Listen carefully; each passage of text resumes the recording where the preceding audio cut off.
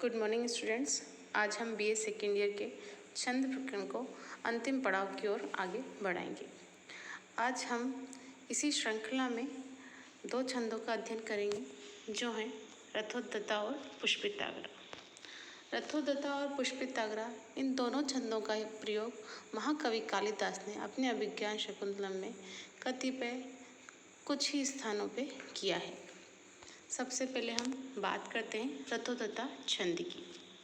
रथोद्गता भी एक संवर्णिक छंद है जिसका लक्षण है रात परे नर लगई रथोद्गता। पुनः इसे देखते हैं। रात परे नर लगई रथोद्गता। वर्णों की दृष्टि से देखते हैं तो इसमें हम वर्णों की गणना करते हैं।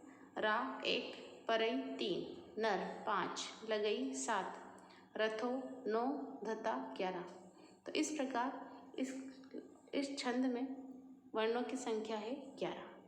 और गण व्यवस्था की दृष्टि से देखते हैं तो गण देखिए आप, र रगण, न नगण, र नगण, ल लघु और गई अंत में गु।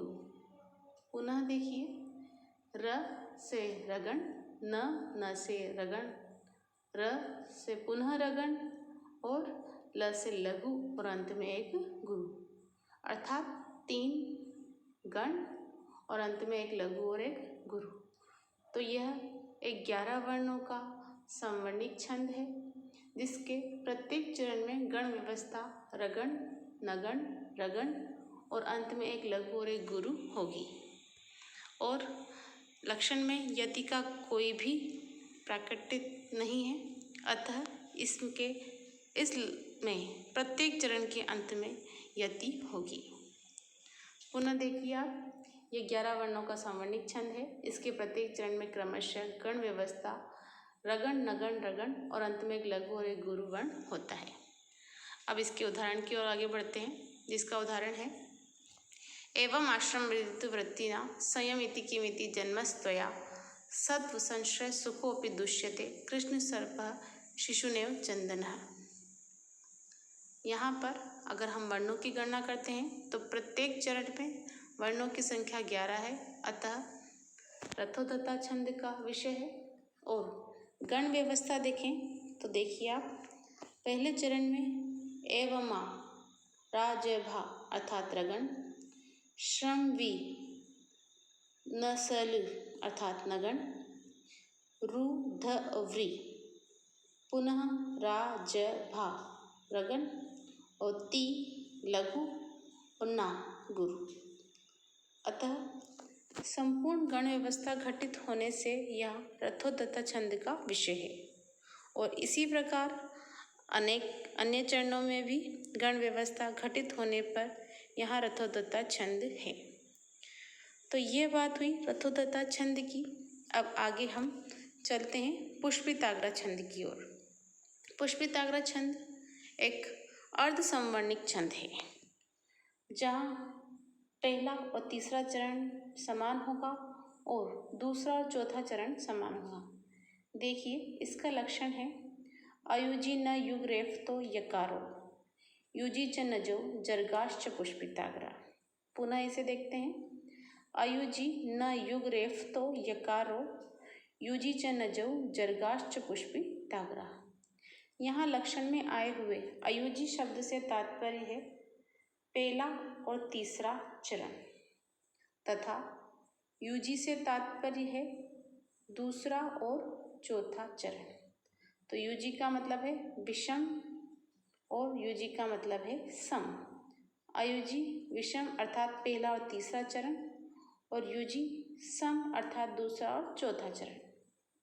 तो यहाँ पहले और तीसरे चरण में वर्णों की गणना करते हैं तो देखिए, अयुजी 3, न युग 6, रेफ तो 9, यकारो 12 अर्थात पहले और तीसरे चरण में वर्ण होंगे 12।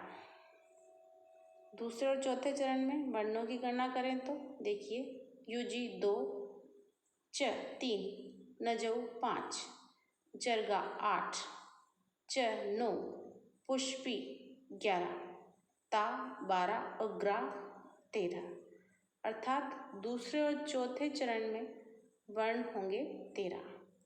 तो पहले और तीसरे चरण में तो वर्ण होंगे 12 और दूसरे और चौथे चरण में वर्ण होंगे 13, अर्थात सम में 13 वर्ण होंगे और विषम चरणों में 12 वर्ण होंगे।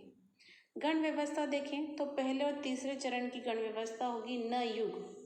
न से तात्पर्य है नगण और युग का मतलब है युगल, अर्थात न का जोड़ा, तो 2 नगण। रे यानी रगण, उसके बाद यकार, रे यानी रगण और उसके बाद यकार अर्थात यगण। 2 नगण, 1 रगण और अंत में 1 यगण, अर्थात 4 गण। ठीक है, पुनः देखिए आप, न युग, न का मतलब है नगण, युग का मतलब है युगल, अर्थात 2 नगण, रेफ तो रगण और यकार यगण। यह गण व्यवस्था पहले और तीसरे चरण की होगी। दूसरे और चौथे चरण में गण व्यवस्था इस प्रकार होगी, देखिए लक्षण में, न से तात्पर्य नगण, जौ 1 ज और 1 जरगा वाला ज, तो 2 जगण होंगे, 1 नगण 2 जगण। र से तात्पर्य है रगण, ग से तात्पर्य है गुरु, अर्थात नगण, जगण, जगण, रगण और अंत में 1 गुरु। यहाँ भी 4 गण और अंत में 1 गुरु होगा। तो पुनः हम इसे एक बार देखते हैं कि पहले और तीसरे चरण में वर्ण होंगे 12, जिसकी गण व्यवस्था होगी 2 नगण, रगण और यगण। दूसरे और चौथे चरण में वर्णों की संख्या होगी 13, जिसकी गण व्यवस्था होगी नगण, 2 जगण, रगण और अंत में 1 गुरु। इस प्रकार यह एक अर्धसंवर्णिक छंद है। पुनः हम इसे एक बार देख लेते हैं कि इस छंद में प्रथम और तृतीय चरण में 12 वर्ण होंगे, जो क्रमशः गण व्यवस्था 2 नगण, 1 रगण और 1 यगण। द्वितीय और चतुर्थ चरण में 13 वर्ण होंगे, जिनमें क्रमशः नगण, 2 जगण, 1 रगण और अंत में 1 गुरु होगा। अतः 2 चरणों में समान होने से ये छंद अर्धसंवर्णिक छंद कहलाएगा। अब हम इसके उदाहरण को देखते हैं। देखिए, तव सुचरितम अंगुलीयम नूनम प्रतनु ममेव विभाव्यते फलेन अरुण नख मनोहरासु तस्या च्युतम असि लब्धम यद अंगुलीषु। यहाँ पर अगर हम वर्णों की गणना करें तो पहले और तीसरे चरण में 12 वर्ण हैं तथा दूसरे और चौथे चरण में 13 वर्ण हैं। सबसे पहले हम पहले और तीसरे चरण को देखते हैं। तो पहले तव वाले चरण में त व सु नगण, चरित पुनः नगण, म गु ली अर्थात राज भा रगण और अंत में य नु नम य माता यगण।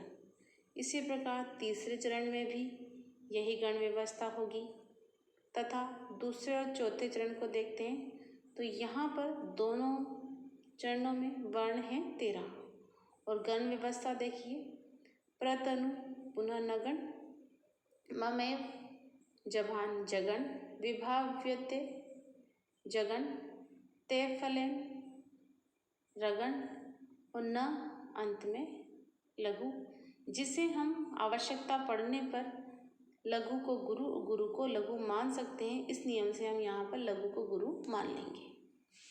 तो इस प्रकार पुष्पिताग्रा छंद की संपूर्ण गण व्यवस्था घटित होने से यहाँ पर पुष्पिताग्रा छंद का विषय है। यह हमारे छंद प्रकरण का अंतिम छंद था या अंतिम कड़ी हम इसे मान सकते हैं। इतने ही छंदों का अध्ययन हमारे कोर्स में है। अब ध्यान देने योग्य बात यह है कि हमने जो छंद पढ़े हैं उसका हम यदि एक बार हम पुनः अध्ययन करें तो हम इसके विषय में याद रखने के लिए एक सारणी हम इसे बना सकते हैं। सारणी के बिंदु आप इस प्रकार रखिएगा कि सबसे पहले क्रम संख्या, फिर वर्णों की संख्या, तत्पश्चात छंद का नाम, फिर उस छंद का लक्षण और अंत में उसका उदाहरण। तो इस प्रकार हम एक सारणी निर्मित करेंगे जिससे हमारे सारे छंद एक ही स्थल पर एकत्रित हो जाएंगे और हमें याद करने में आसानी होगी। तो इस प्रकार हम एक सारणी बना सकते हैं। देखिए, सारणी बनाते समय इस बात का ध्यान रखिएगा कि मात्रिक छंद हमारे कोर्स में एक ही है, आर्या।